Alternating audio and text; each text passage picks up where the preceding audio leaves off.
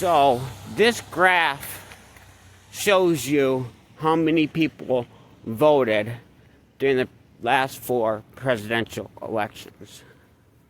And as you can see, the amount of Democrats that voted during the last 4 elections seems to be somewhat stable, except for in 2020, when there was like 15 to 20 million more Democratic votes in 2020. Meaning Biden got 15 to 20 million more votes than Barack Obama did, which is really hard to believe considering how popular Barack Obama was. And Joe Biden, he was pretty popular because people just wanted to vote Democrat just because they hated Trump, but not enough to justify 15 to 20 million more votes. So where did these 15 to 20 million extra votes come from?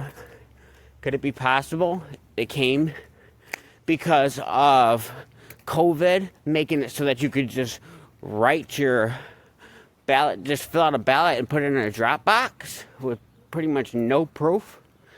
And I'm telling you, as somebody that worked on the campaign trail in 2020, and I worked for the Democratic side. It was a job.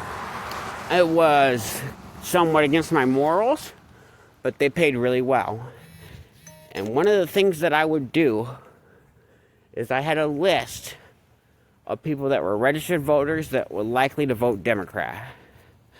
And so then I'd run around to every address on this list and I'd knock on the door and ask people, hey, get out and vote, blah, blah, blah, right? But the crazy thing is on this list were a ton of registered voters at houses that they either did not live at, or sometimes the house simply didn't exist. Like the address would be like 2024 Maple Street, right? And there'd be 8 people registered to vote at this address. I'd get to Maple Street, and the addresses would go from 2022 to 2026. Literally, there would be no 2024 address. The address would simply not exist. Yet there'd be 8 people registered to vote at that address. Another thing I'd often run into is on a single block that had like 10 houses on it, you'd have like 30 registered voters on that block that were likely to vote Democrat, right? After knocking on all the doors, you would pretty quickly find out that the majority, like 80% of those people, did not live on that street anymore, but they were registered to vote on that street, which is absolutely insane. Another thing that I noticed is they made it very easy for people to fill out ballots and just put them in a drop box. So, was there a ton of fraud in the 2020 election? Yes, there was. However, I don't believe it was from the top down. Speaking from experience, I can just tell you, people like my boss in 2020, they strongly believed that Trump was just this horrible guy because of all the stuff the media had said. And for people like them, with the voter registration list and access to everything they need, it was just incredibly easy for them to fill out like 100 ballots and throw them in a drop box.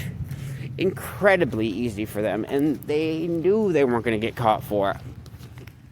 So I think you had a lot of that. A lot of Democrats just filling out massive amounts of ballots and throwing them in the drop box. So when Biden won, he may very well believe that there was no corruption because it wasn't a coordinated corruption from the top down. It was corruption from the bottom up. It was just people at the lowest levels filling out a ton of ballots and dropping them in the drop box. I mean, just look at it. Like 15 to 20 million more Democratic votes in 2020. Biden got 15 to 20 million more votes than Barack Obama did. Like, it's nuts. And then if you look at the amount of people that voted for Trump in 2020, as you can see, Trump had significantly more people vote for him in 2020 than he did in 2016. yet somehow he still lost the election because there's all these extra votes. And then if you go look at 2024, the amount of votes that the Democrats casted was down, which I believe would make sense. I think that less people probably did legitimately vote Democrat this year, but I also know for a fact it was much harder for them to pull off the same amount of fraud. Like the people at the bottom, they didn't have the balls or the resources or just like the ability to just go out and fill out hundreds of ballots and just drop them in drop boxes. Sure, there was still some of that going on, especially in certain states. And if you look at a map, you can see that in a lot of those states without voter ID laws, they were strongly Democrat. But this graph just shows you what was going on in 2020 pretty clearly. So we'll see. Do you guys think that during Trump's presidency, he's going to bring this issue back up to secure our elections? You think maybe during Trump's presidency, there'll actually be a judge willing to look at the evidence? And people say, oh, there was no evidence. A bunch of judges said there was no evidence. That's not true. A bunch of judges said they didn't have the standing to look at the evidence. The judges did not want to basically start a civil war, which makes sense. They didn't want to look at it. But now that Trump is presidency, this issue is 4 years old. We can't go back and change time. So it really wouldn't be that hurtful to the country if we were to go back and re-look at that election just to help secure future elections. With that said, I think this may have been a giant blessing in disguise.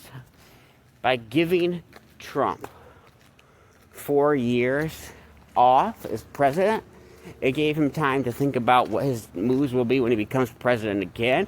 It also gave the American people time to support him more so. We got a red Senate, we got a red House, we got a red Supreme Court, and we've got a red president. Like, I think we're going to get a lot done this election, a lot done this presidential cycle, and I think it's even going to be better than it would have been if he would have won 2 terms consecutive.